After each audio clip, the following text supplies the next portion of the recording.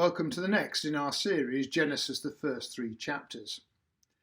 We've concluded chapter 1 with God's creation of the world, of humanity, and at the beginning of chapter 2 we get this wonderful summary statement of God's activity.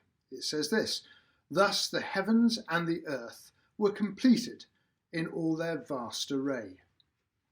God's vast array. Do you know, one of the things I really enjoy doing is thumbing through coffee table books, colourful images depicting God's glorious creation.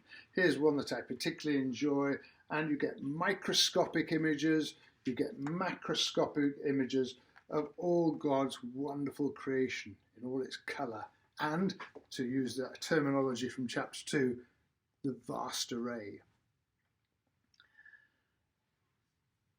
Christmas Eve 1968, I, together with 1 billion other inhabitants of our planet, were glued either to their televisions or radios as the first astronauts went round the dark side of the moon, and on their spacecraft they could view over the lunar landscape and see in the distance Earth, that green-blue terrestrial home.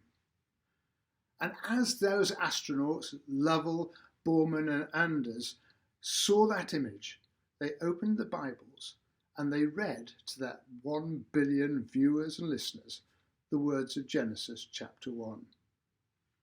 Well, since then, Voyager and Hubble and deep space observations have provided us with glimpses of God's vast array on the macroscopic level. And there we see orderly, interconnected, purposeful entities in space, vastness of space. The numbers are enormous. Numbers can perplex us, of course. There's the story of when little Johnny went with a class trip to the Natural History Museum. There in the entrance hall was Dippy.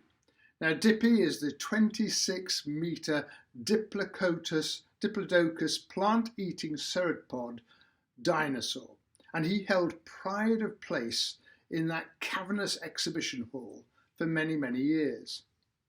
The teacher spoke to the class and said, "How old do you think Dippy is?" Johnny's hand shot up immediately. "Oh, that's easy, miss," he said. "Dippy is 150,000,001 years old." Well, the teacher was amazed. "That's remarkably accurate, Johnny." "Oh, it's easy," he said. "I came last year with my parents, and at that stage Dippy was 150 million years old." Big numbers can be mind-boggling, as Johnny demonstrated in that. Our Earth has 9 million species of plant and animal life. It has 1 trillion species of microbes. And at a cosmological level, there are 100 million planets and 400 million stars in our galaxy alone, the Milky Way. And there's 100 billion galaxies in the observable universe.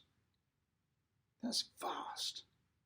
And if you take God out of the equation, then we are nothing but an accidental, inconsequential spot of interstellar dust on the outer spiral arm of a pretty ordinary, modest galaxy, the Milky Way. We're nothing. We are meaningless. We're not physically or cosmologically at the centre of anything. But we are at the heart of our Creator-Sustainer's affections. When God had finished the creation of this vast array, our story is God's story, and that pans out through the rest of the Bible. The thing is, you cannot arbitrarily remove God in some vain attempt to impose meaninglessness or to suggest that this universe is nothing but a chaotic, empty void. God has created a wonderful and spectacular vast array. Now I'm going to give you a point to reflect or discuss. Contemplate God's vast array. What delights you most? Thank God for his remarkable creation, and specify the things about it which particularly enthrall you.